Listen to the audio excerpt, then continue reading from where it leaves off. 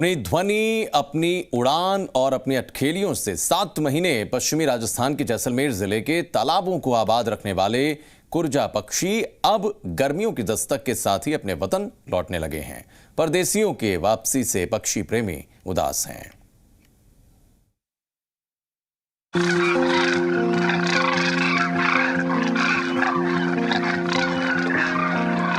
चारों ओर कुर कुर की आवाज,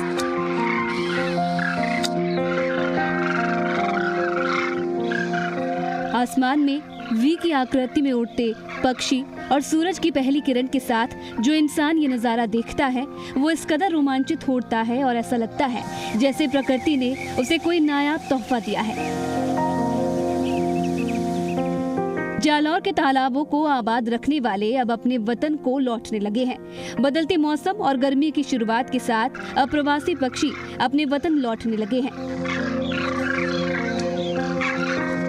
7 समंदर पार कर हर साल परिंदे यहाँ आते हैं, लेकिन जैसे ही मौसम बदलता है तो अपने वतन की तरफ फिर से लौटने लगते हैं।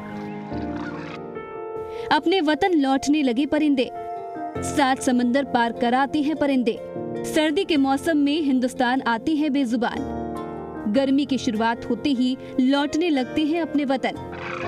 कुरजा, जिसे अंग्रेजी में डेमोसाइल क्रेन के नाम से जाना जाता है, कुरजा सारस प्रजाति का प्रवासी पक्षी है।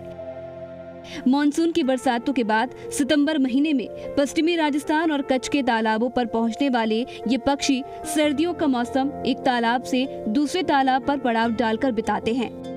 गर्मियों में ये पक्षी मंगोलिया, मध्य एशिया, दक्षिणी रूस और पूर्वी यूरोप के ठंडे घास मैदानों में प्रजनन करने और चूजों को पालने में समय व्यतीत करते हैं।